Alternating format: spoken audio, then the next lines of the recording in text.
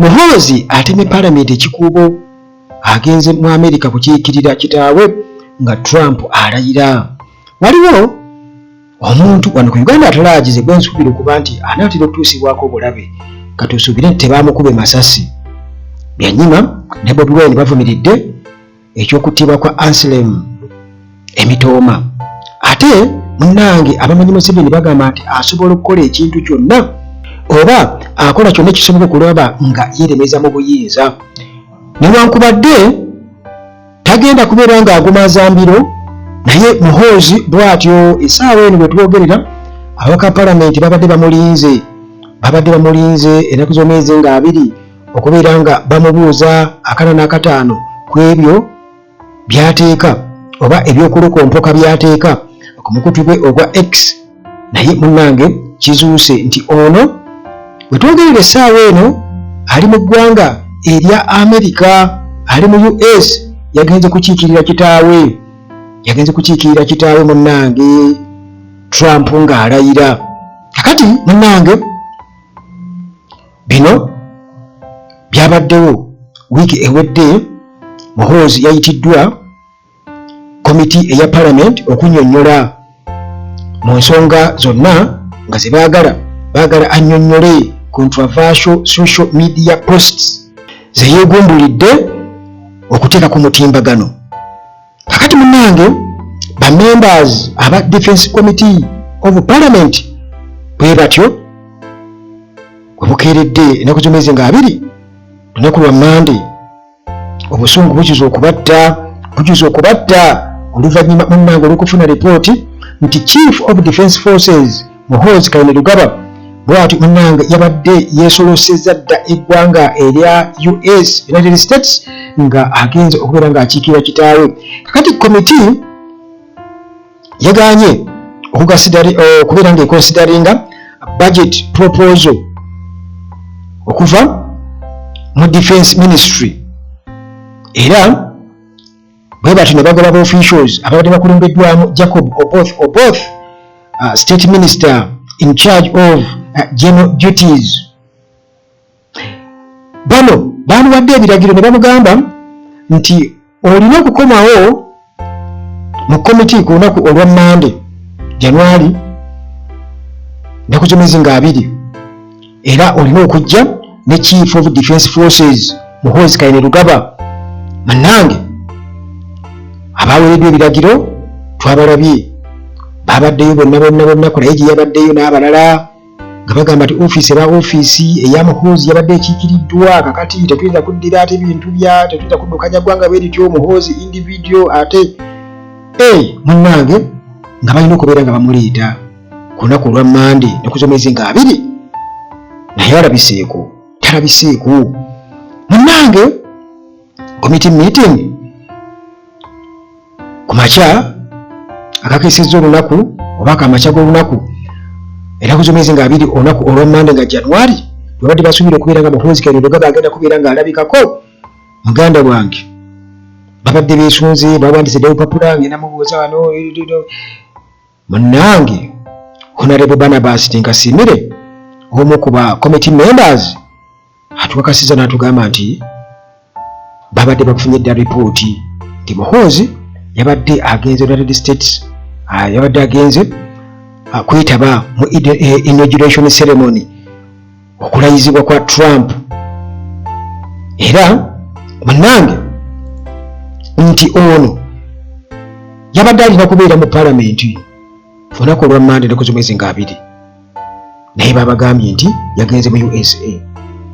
okubeera okuyitaba kukulayira kwa Trump Yoweri Museveni bwe yatumye okumukiikirira. Ayagala amuteekeyo katusuubire nti taagire nga bwe yali eripo ewa Putin. Obutambi tebufulume nga ate gira dde eno ate bulwawo okufuluma munnange. Obutambi busobola okufuluma. Bw'atyo kitaawe abantu abamu bagamba nti yali badde atuma ba diplomats okusinga ba army officers, naye ndowooza abamu bagamba nti ayagala kuteekawo nkolagana amagye kwegamba okulaga nti amagye kwegamba giga wumyemu omutwe mu kubeera nga gakwasaganya ensonga ze Uganda. Ate era munnange gikiri nti era military government nerina kubeera ng'ekiikirirwa basirikale tunagamba ki waliwo nayinza okugamba efe abagenda mu kalulu tulonda olonda ki muganda wange kiri kiguumaaza kakati ba MPs ku committee babadde basuubira okubeera nga bakunya Muhoozi Kainerugaba lunaku olwa Monday olwa comments era mwe yabayitira abasiru ne clones yabayita abasiru ne baddiikuula yabayita baddiikuula abasiru ng'amaze okubeera ng'ategeera nti bamaze okumusamuninga okugenda mu palamenti. Munnange Muhoozi mujjukire nti mu bubaka bwe yateeka ku mukutu gwe obwa X yalayira nga bw'atagenda kubeera ng'alabikako eri komiti eno era n'atiisatiisa nga bagenda okubeera nga abakwata era bano n'atuuka n'okubeera ng'abalangira okulya enguzi timwe abali b'enguzi mukwata ne muyitaani okubuuzabuuza ebibuuzo kitegeeza agenda atuukayo atandika okubeera nga ababuulira naye bijja kunyuma kubanga ffe tuba tulinze a few moments later zetuba tulinze buli kaseera kubaza ennyuma okusinga ekyo bannange ekiba kiguddewo. Naye kati batugambye nti ba officials okuva mu defense ministry bano babadde bawandiikidde edda komiti nga babategeeza nti tebagenda kubeerayo ku lunaku olwa Monday mu meeting kubanga nti waliyo meeting y'abaminisita mu State House Entebbe ebeerayo buli wiiki n'olw'ensonga eyo babadde babategeezezza dda tebagenda kubeerawo ne babagamba nti ebyo baba bakubirowoozaako ebyokubeerayo mu komiti baokwapiyaringa before the committee bajja kukikola ku olunaku olwokubiri ennaku z'omwezi nga 21 ebyo bagenda okubeera nga babeerayo. Kale munnange bw'atyo Gen. Museveni yatumye Muhoozi agenda amukiikirire mayikiri nakikunnyonnyola nga bwe kiri ti taata akyali mu ntebe kati alina okuba nga ayigiriza omwana okuvuga eggaali alina okukwatirira nga bwe banaakuyigiriza okuvuga eggaali ng'oli akutte ku kari eno wansi oba ekkaliya gwe otudde ku kitebe bw'ati bwagira n'akuta n'oba nga atagalatagala ze twiti zimulaba ezikola ki eziwandagala n'amala n'agira kuba bagamba akuba owuwe akuba awumbirira. Kakati bunnange ebyo nga bikyali awo waliwo yabadde agamba wano nti newankubadde munnange obeera munene otya naye olina okuansaringa ku buli kimu munnange ekikuvunaanyizibwako. Wafula Ogutu bw'atyo avumiridde nnyo Muhoozi olw'okulemererwa okubeera nga ajja okwatendinga Uganda Parliament Defence Committee meeting era bw'atyo ne ku Lwokutaano yabadde amusuubira okuba nti ajja kubaayo ne ku Monday tabaddeeyo. Kakati Ogutu gwe tumanyi bulungi ate eryantama bw'atyo ku mukutu gwe social media yategeezezza n'agamba nti ba public officials bonna balina okubeera mu critical government meetings era n'agamba nti kababe abo ba military leaders balina okubeerawo ne baddamu ebibuuzo kubanga abantu ababateekamu ssente bebabeera bababuuza leka kubeera ngo owaddeyo budget mbu Ministry of Defence ewaddeyo budget naye bo beefuula nti bawaggulu ennyo ate abasirikale kati tebalina ku ansaringa kibuuzo kyonna balina engeri gye banyoomanyoomamu kwegamba naye ng'ate bo bennyininyini bajja baavu nga baavu bazibu banandaweya tebazirina naye kati essaawa eno sajja nga beematira sajja beematira kwegamba tasobola kuddamu mbubo beefuula nti bebabawa security yafuuka security wana Uganda ne bakuba omuntu amasasi ate tebavaayo kugamba nti gundi yeyamukuyuba kino oba kino kuleka ate okuwaayiriza ne bakwatirako abalala be baagala okubeera nga bakola ki batulugunya ababadde babafuukira akayiiya mu ngatto abavumirira enfuga embi oba nakyemalira katono bajja kujja bateeka amasasi wansi w'entebe y'obwewala bagambe nti nno tukusanze n'amasasi gwe suspect jangu gwe omu ku baali mu ADF jangu era nga munnange owedde kugamba bo bafunamu mu buli ngeri yonna buli kamu bakakozesa okulaba nti bongera okubeera nga beenywereza ku kintu. Kakati munnange ono atukakasa Wafula Ogutu nti CDF Muhoozi Kainerugaba ono tasobola kubeera mu public office omutali accountability ku ssente za musolo, era ekyaba yeerimba bw'aba ayagala okubeera nga yeegolomeza ekyabeera yeerimba. Katono nnyo mu US munnange Trump nga bwe kiri nti munnange ennaku z'omwezi nga 2 yalayidde dda munnange ono kigambibwa okuba nti Trump yabadde yakoze dda lisiti eyaba enemies be, era nga abo babadde munnange si bakusaavinga mu gavumenti ye. Yasooka emabega kawo n'agamba nti tagenda kubeera nga ye akuuma ennugu ku mutima abo bonna babadde bamulima empindi ku mugongo, tagenda kubanga bagamba abyongerayo nti wabalaga ennugu, naye munnange yakkira omukutu gw'ejjuuzi ku mutimbagano n'awandiika n'amanya n'agateeka mu tyabo kyalibadde kirungi nnyo singa munnange temubansembereza, naye nga bwe nkutegeezezza muganda wange gwe ampuliriza nti mpulira kwegamba oba baliyita batya omusaayi oguwunya. Kankugambe bwentyo nze wano ku Uganda Lodge ninga awulira omusaayi oguwunya guyinza okutabaawo kati naye gye gujjako mu maaso awo. Bwatyo Ichuli bwe yagenda essaawa eno ndaba saava loba wa saava ddeeni ndaba nga asusse bwe yandikomye, kubanga bwe twogerera nti alina ba MP 2 be yalikoodinga yabalikoodinga nga bali mu waya Sebanyokesa, yabalikoodinga nga bali mu Sompyo, era nti bamutumira abantu 2 mbu bamuwe ssente saava obukadde 20 aleme kubeera nga afulumya akatambi ako ku mikutu gye okasaasaanya, mbu naye n'agaana mbu kubanga ye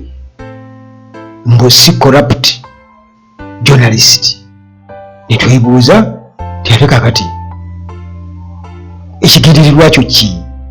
Oyagala ku blackmail we oyagala kukola ki? Kubanga bwe kiba nti bano baayogerako ababiri nti bavayo mu Bunyoro, mbu omulala ava Kibaale district,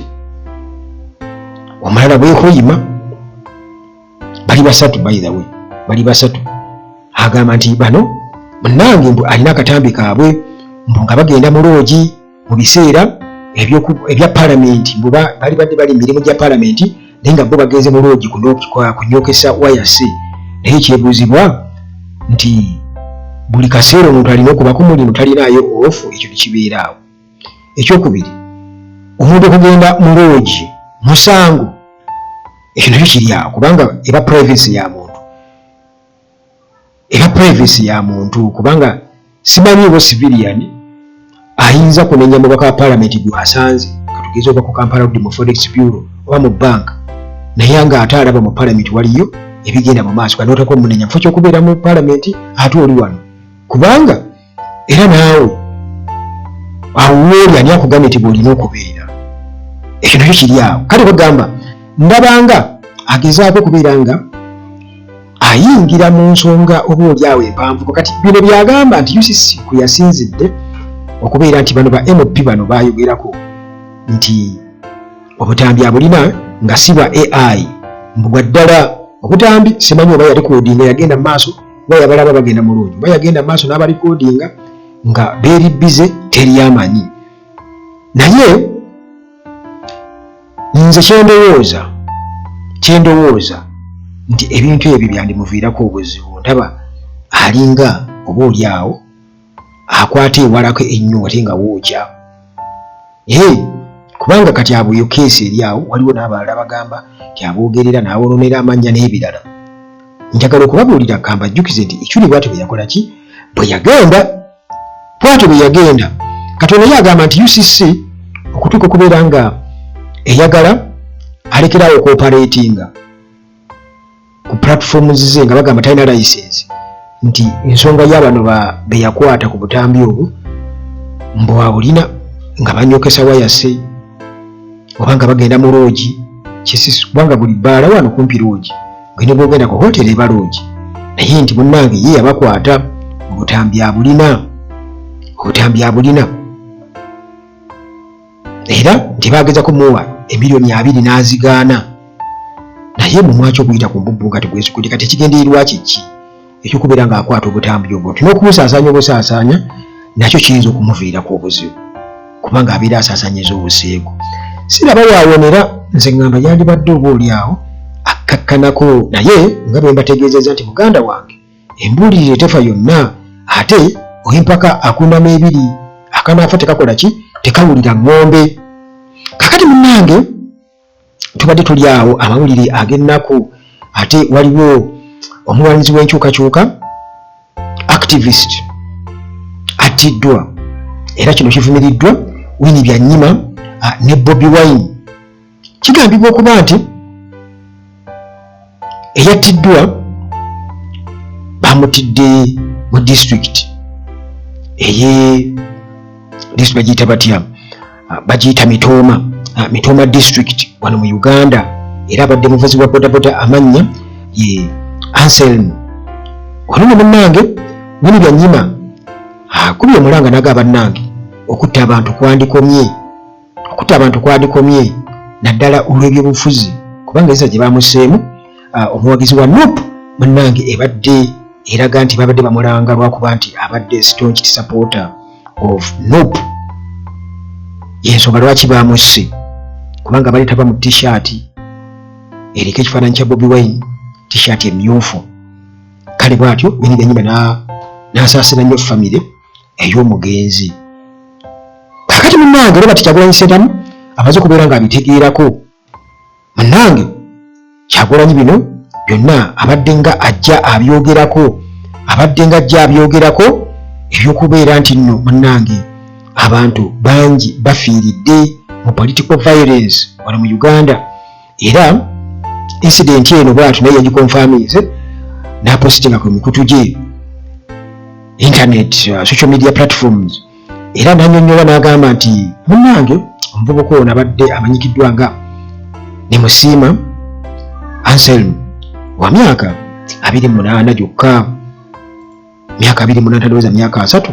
bati munnange bamusse omwana wa Bendi era munnange amawulire gano ag'okufa Bobi Wine yagafunyeeko yasoose okubeera nga gatubuulira era okusinziira munnange ku byabaddewo Bobi Wine atugamba nti omuvubuka ono emyaka 28 yattiddwa ku lunaku olwokutaano ekiro January 19, 2025 era lipooti ziraga nti waliwo abantu abeefudde abantu abaze ne bapretendinga okubeera abasaabaze kakati bwe bati munnange ne bamusalira amagezi mu trackinga nti balina gye balaga naye akakafo gye balaga kwegamba kasirifu nga bw'onoga nti bamugenda mu kifo nga muyita mu ttale era munnange bwe batyo bwe baatuuseeyo ne bamunyoola ensingo kukakana bamufumisefumise ebintu byebadde nabyo ebiringa ebiso era munnange ebyamuleeseeko ebiwundu eby'amaanyi ennyo kati Kyagulanyi atugamba nti ne Musiima abadde nga gyatiisibwatiisibwa era ng'ensonga abamutiisatiisa bamukubira amasimu bamulanga kubeera nti muna People Power Movement era nga muwagizi wa NUP muwagizi wa nkyukakyuka kubanga ye munnange abadde nga ajja akyogera numye nga n'engoye z'ayambala zonna ziraga nti tewali kubuusabuusa ayagala political change era kino munnange nekimufuula okubeera target nti oba oli awo wabaddewo abatakiraba bulungi kakati munnange ne Musiima okufa kwe kuno Kyagulanyi agamba nti kulinga kwati kuli kukka kulinga okwaba activists abalala bakufaanaganako okwaba activists abalala abazze battibwa n'atujjukiza waliwo gwe bayita Luchoto Ambrose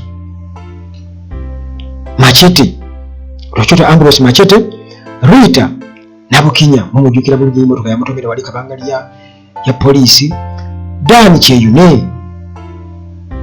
gwe balinnya nga bava ku Masaka Road awo abalala bangi abazzenga battibwa mu mbeera efaanaganako bwetyo. Kitalo nnyo munnange ekya Nsiima Anselm afudde ku myaka emito, myaka 28 gyokka, naye abatta abantu baali badde balikirawo kubanga ensi eno munnange si yakukungula. Naye bino byonna bikolebwa lwa nsonga. Ensonga munnange, omuntu omu yatubulidde MP omu yajogeddeko ensonga eyo ey'okubeera nti Museveni asobola okukola ekintu era ajja kukola ekintu kyonna okulaba nga yeeremeza mu buyinza. MP Goroth Namugga yatutegeeza nti Museveni asobola okukola ekintu kyonna. Waliwo ayinza okwebuuza nti kale Museveni eyabaddeyo eyamuse, singa Museveni teyeeremeza mu buyinza, kitegeeza nti abantu abamu tebandi baddewo kwega baali badde tebakuliyetingibwa. Naye kati kitegeeza waliwo abantu abafuna mu gavumenti eno nti oba oliwo Museveni abatalagidde butereevu, naye ebintu byakola oba okweremeza mu buyinza indirectly kireetera abantu okukola ebikolobero nga balowooza tebalivaawo. Kakati munnange tugera mu kalulu ka 2026 era political landscape wano mu Uganda bwetyo eri jagged nnyo kwegamba eri awo si ntereevu yadde era obunkenke bw'amaanyi nnyo. Kati Goroth Namugga ono memba wa parliament owa Mawogola South County afudde munnange n'atutegeeza n'atugamba nti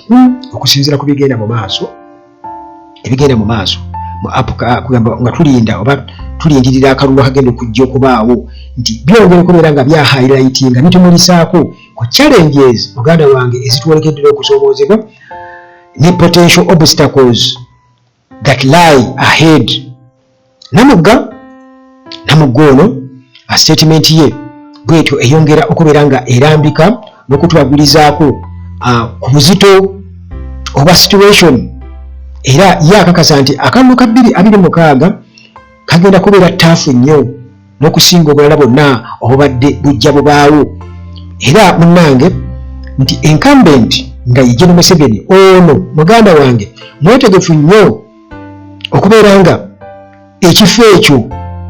ekyo kyalimu kuba pulezidenti tabutaako yadde n'akamu yadde, era munnange agenda kukola kyonna ekisoboka kyonna